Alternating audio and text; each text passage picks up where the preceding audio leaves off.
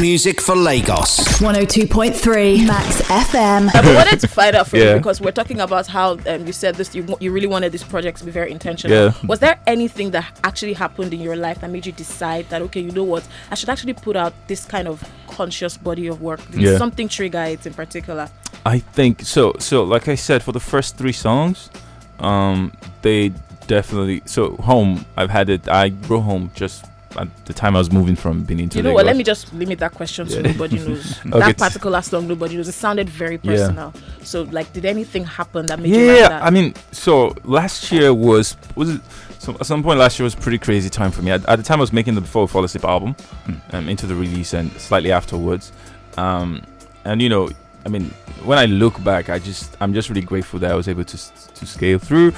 A lot of people would never know, but I was going through quite a bit. It was I know I can't go into details and stuff, but it was when I think of my lowest point mentally I've ever been, that would be it. Right, so I've always tried to stay afloat. I've always tried to be grounded, but it's just that point in my life where I was at my most vulnerable state, and it just seemed like everything, I'd wake up in the morning and I'd, just no excitement, just I feel you. It's just that cloud, and then I'd be sleeping. I'd sleep most of the day, not because I needed to sleep, but just because I wanted to just shut out and just.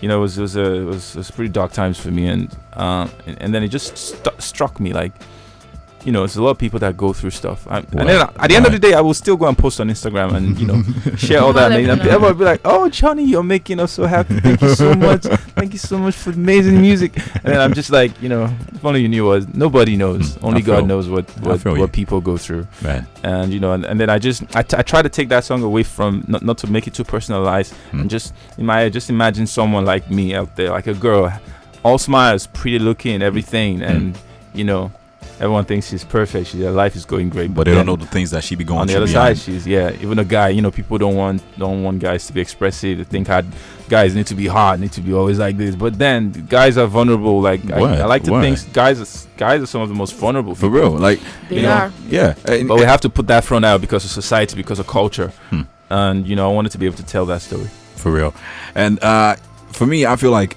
it's such a blessing the fact that you're going through stuff. Yeah, but then you tapped into the understanding of what you're going through, and then try to envisage other people that are going through stuff as well. And that music is a gift and a blessing. Then use your music, to help people find that light, exactly, find that upliftment. It's such a beautiful thing, and also big ups to you for the fact that you didn't just leave it at the music alone. You did something very unique where you put out a phone line for people that want to talk to you, like really talk to you and tell you the things that they're going through. How was that experience for you? Oof, it was awesome. It was awesome. It was crazy at the same time. Who came up with that idea? So I used to do that back in the day, like 2 years ago. I used to do, as a matter of fact, there's some of those hardcore fans. They have at least 3 Johnny Drille numbers. So I used to do it back in the day where I would. I think the first one I did was I had people send me their numbers in DM, and then you called them. I called them. Yeah. And then I think there was one you went to visit a couple of your fans as well. Yes, like, yes. I saw that. I was like, oh my god! Like I do every now and then. So this one was, I think the team came up with it, but it's not too far off brand for Johnny Drille. It's something I usually used to do. And first couple of days people were calling in. It's funny, a lot of people thought that a lot of the callers would be asking me for money and billions. That's what it's called. Well, nobody actually. I mean, everyone was very sincere. A lot of them were excited to talk to me, of course, but a lot of them were also wanted to share their thoughts and their minds with me, and that was amazing to be able to be on the receiving end, to be able to encourage some of these people and just give them a bit of hope. Word right there, man. Beautiful thing, man. Big ups, bro.